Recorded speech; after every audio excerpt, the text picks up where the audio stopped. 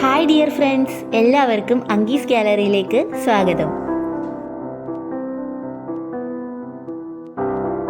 ഇന്ന് നമുക്ക് എല്ലാവർക്കും ഒരുപോലെ പ്രിയപ്പെട്ടൊരു ഉണക്ക ചെമ്മീൻ ചമ്മന്തി തയ്യാറാക്കി എടുക്കാം.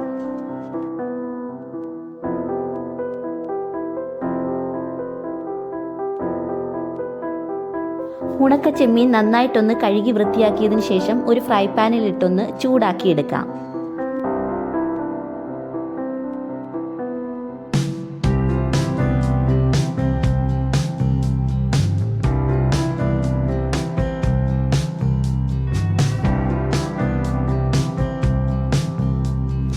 ചെമ്മീൻ ചമ്മന്തി തയ്യാറാക്കി എടുക്കാനായി 2 കൈപ്പിടി അളവിലുള്ള ചെറിയുള്ളി എടുത്തിട്ടുണ്ട്.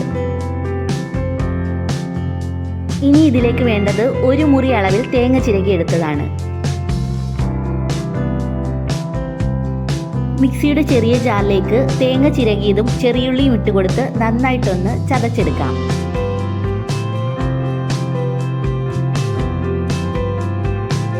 ദാ ഇങ്ങനെ ഈ ഒരു പരുവത്തിൽ വേണം ചതച്ചെടുക്കാൻ.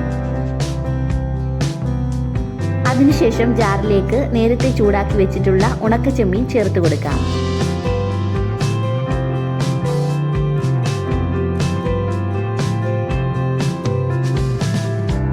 കൂടെ തന്നെ കുറച്ച് കറിവേപ്പിലയും കൂടി ചേർത്ത് കൊടുക്കണം.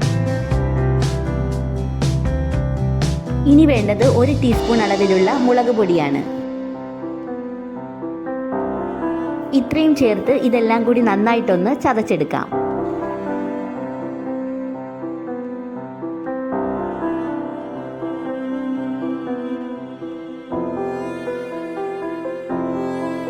ഇനി ഒരു ബൗളിലേക്ക് നേരത്തെ ചതച്ചെടുത്ത തേങ്ങയുടെയും ചെറിയുള്ളിയുടെയും മിക്സ് ഇട്ട് കൊടുക്കാം. കൂടെ തന്നെ ഉണക്ക ചെമ്മീൻ്റെ മിക്സും കൂടി ചേർത്ത് കൊടുത്ത് ആവശ്യത്തിനുള്ള ഉപ്പും കൂടി ചേർത്ത് കൈകൊണ്ട് നന്നായിട്ട് എല്ലാം കൂടി ഒന്ന് തിരുമ്മി യോജിപ്പിച്ചെടുക്കണം.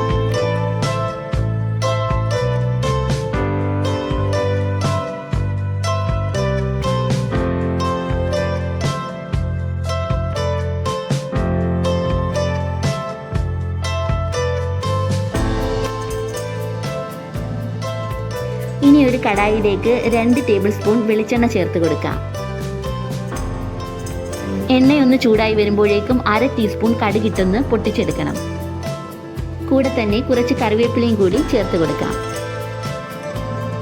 പിന്നീട് ഇതിലേക്ക് ഉണക്ക ചെമ്മീനിൻ്റെ തേങ്ങയുടെ മിക്സ് ഇതിലേക്ക് ചേർത്ത് കൊടുത്തിട്ട് നന്നായിട്ട് 2-3 മിനിറ്റ് ഒന്ന് ചൂടാക്കിയെടുക്കാം.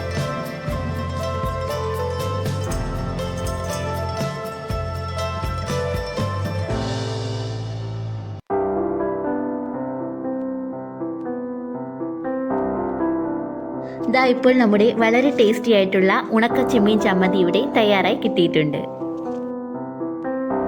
എല്ലാവരും ഉറപ്പായി ഈ റെസിപ്പി ഒന്ന് തയ്യാറാക്കി നോക്കാൻ ശ്രമിക്കണേ. അപ്പോൾ ഇത്രയേ ഉള്ളൂ ഇന്നത്തെ വീഡിയോ എല്ലാവർക്കും ഇഷ്ടമായെന്ന് പ്രതീക്ഷിക്കുന്നു. ഇഷ്ടമായെങ്കിൽ വീഡിയോ ഒന്ന് ലൈക്ക് ചെയ്യാനും നിങ്ങളുടെ ഫ്രണ്ട്സിനും ഫാമിലിക്കും ഒന്ന് ഷെയർ ചെയ്ത് കൊടുക്കാനും മറക്കരുതേ.